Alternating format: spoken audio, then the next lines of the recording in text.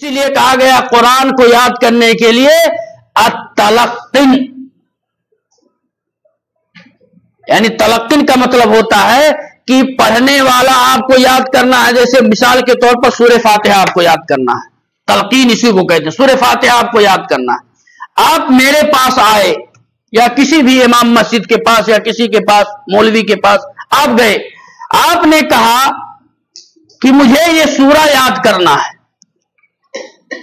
اب اس کا ایک طریقہ یہ ہے کہ میں اس سورہ کو، اس آیت کو میں آپ کے سامنے 2 مرتبہ 4 مرتبہ 5 مرتبہ 10 مرتبہ آپ کی ذہن کو میں دیکھ کر کے 10 مرتبہ 15 مرتبہ میں پڑھوں اور میرے پیچھے آپ پڑھیں. وہی طریقہ ہے جیسے آپ موبائل میں یوٹیوب چالو کر لیجئے، ایک آیت آپ نے پڑھا، اس کو قرآن کے آپ دیکھیں گے، آپ یہ اگر لوڈ کریں تو 3 مرتبہ ایک ہی سورہ کو، ایک ہی آیت کو 3 مرتبہ 7 مرتبہ تک اس کو پڑھا جاتا ہے.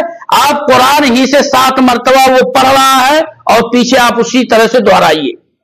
ایک تلقین یہ ہے کہ آمنے سامنے بیٹھ کر کے میں بیٹھا ہوں یا کوئی قاری بیٹھا ہے، کوئی عالم بیٹھا ہے، کوئی امام بیٹھا ہے، اس کے سامنے آپ یہ کہیں کہ میں یہ سورہ یاد کرنا چاہتا ہوں. اب وہ امام جو ہے یا وہ جس کے سامنے بیٹھے وہ 1 مرتبہ 2 مرتبہ 3 مرتبہ 4 مرتبہ یہ آپ کے سامنے پڑھے گا، آپ سنیں اور دہرائیں آپ اس کو.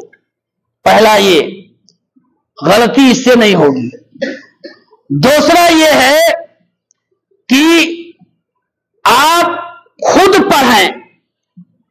جب امام پڑھ لیا 3 4 مرتبہ 5 مرتبہ تو آپ سے کہے گا آپ پڑھیے، آپ خود پڑھیں، اسی کو دہرائیں، اور اس کی تصحیح جو ہے وہ قاری جو ہے وہ کرے گا کہ ہاں یہاں آپ کی غلطی ہے، یہ یہاں صحیح کر لیجئے.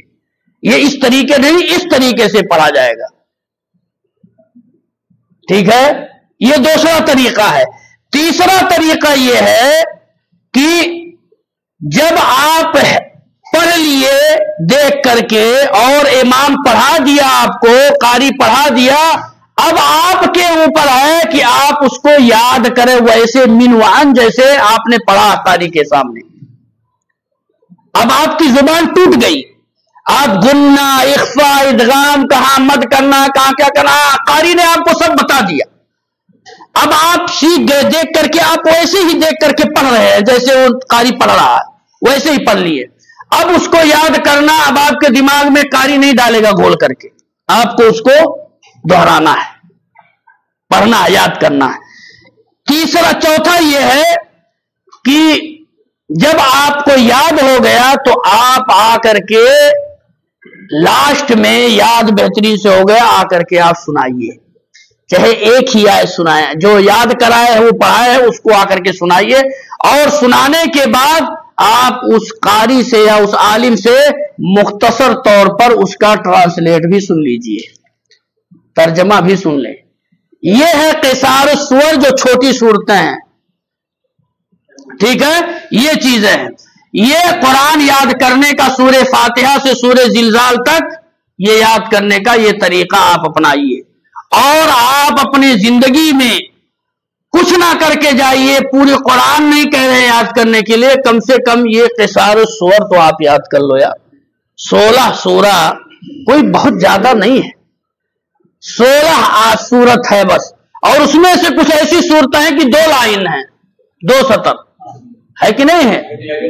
انا اعطیناک الکوثر اذا جاء نصر اللہ والعصر ان الانسان. 3 آیت 3 سورت ویسے ہی نکل گئے، آپ کا 3-4 صورتیں نکل گئی. اور بہت سارے لوگ یاد بھی کیے ہوئے ہیں، لیکن ان کے اندر جب پڑھتے ہیں تو جیسے لگ رہا ہے کہ سورہ کو آسمان سے لے کر زمین پر پٹکتے ہیں، زمین سے وہ آسمان پر اٹھاتے ہیں. کبھی کبھی ہمیں کنفیوژن ہو جاتا ہے کہ معلوم نہیں یہ صحیح پر یہ کیا نام ہے، میں غلط ہوں کہ یہ غلط. جہاں الف نہیں ہوتا وہ الف بڑھا دیتے ہیں، جہاں الف رہتا ہے وہ الف کھا جاتے ہیں.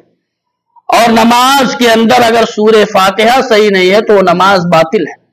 علماء نے اس کی فتویٰ دیا ہے. سورہ فاتحہ یہ رکن ہے نماز کا، اس کو ویسے ہی پڑھو جیسے نازل ہوا ہے قرآن کے اندر. تو اس لیے اس کا اہتمام کیا جائے اور اس کو یاد کیجئے. جو پڑھایا گیا ابھی تک یہ ساری چیزیں پڑھائی جا چکی ہیں.